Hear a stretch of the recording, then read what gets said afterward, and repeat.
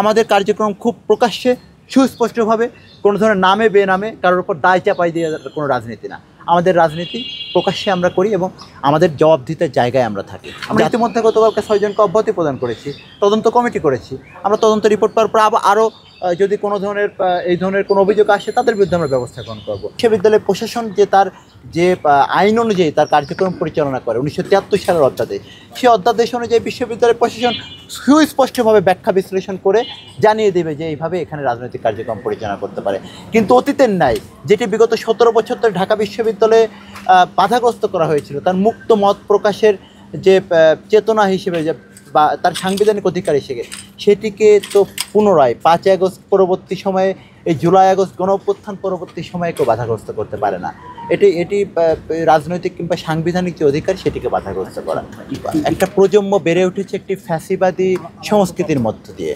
তো এই প্রজন্ম আসলে এই ফ্যাসিস্ট সংস্কৃতির এতটাই এমনভাবে সামাজিকীকরণ হয়েছে বা তাদের মধ্যে এই ভয় বা নিপীড়নগুলো এমনভাবে তৈরি হয়েছে যে যারা একটি সুস্থ স্বাভাবিক পরিবেশ দেখে নাই, জানে না, তারা আসলে বুঝতে পারছে না যে আগামী দিনের ছাত্র রাজনীতি বা গণতান্ত্রিক রাজনীতির ধারণাটা কেমন হতে পারে।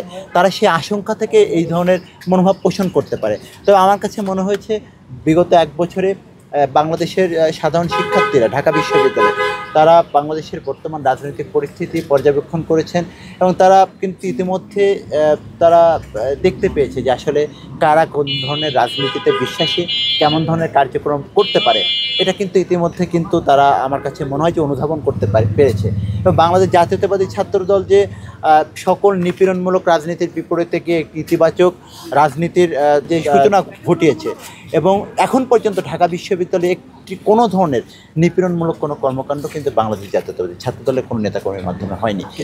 আমরা তাৎক্ষণিকভাবে কিন্তু যারা তথ্য গোপন করেছে, আমরা তথ্য গোপনকারীদের বিরুদ্ধে তাৎক্ষণিকভাবে তদন্ত কমিটি করেছি, ইতিমধ্যে 6 জনকে অব্যাহতি দিয়েছি এবং একই সাথে যদি আরও কারোর বিরুদ্ধে কোনো অভিযোগ আসে তার বিরুদ্ধে আমরা ব্যবস্থা গ্রহণ করব।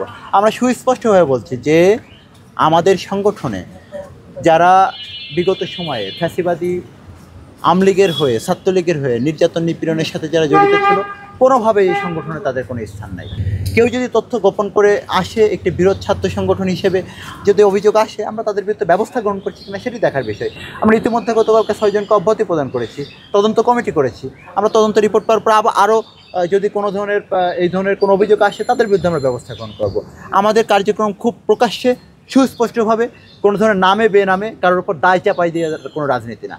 আমাদের রাজনীতি প্রকাশ্যে আমরা করি এবং আমাদের জবাবদিহিতার জায়গায় আমরা থাকি, যাতে শিক্ষার্থীরা আমাদেরকে জবাবদিহি করতে পারে। আমাদের যে কোনো অন্যায় কিংবা যে কোনো ধরনের নিপীড়ন যদি কেউ করে থাকে তার বিরুদ্ধে আমাদেরকে জবাবদিহিতার আওতায় আনতে পারে। এই জন্যই কিন্তু আমরা আমাদের রাজনৈতিক কর্মকাণ্ড প্রকাশ্যে করি, কোনো গোপনে গুপ্তভাবে আমরা আমাদের রাজনৈতিক কার্যক্রম করি।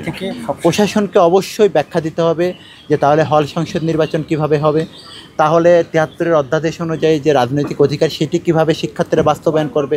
প্রশাসন তো তার যে আইন অনুযায়ী বিশ্ববিদ্যালয় পরিচালনা করে সেটি অনুযায়ী তো সিদ্ধান্ত গ্রহণ করবে, সেটি তারা ব্যাখ্যা বিশ্লেষণ করুক, সেটি মেনে নিতে তো আমাদের আপত্তি নেই। তাদেরকে অবশ্যই এটি সুস্পষ্টভাবে ব্যাখ্যা বিশ্লেষণ করতে হবে, তারপরে আমরা আমাদের সিদ্ধান্ত জানাতে পারবো।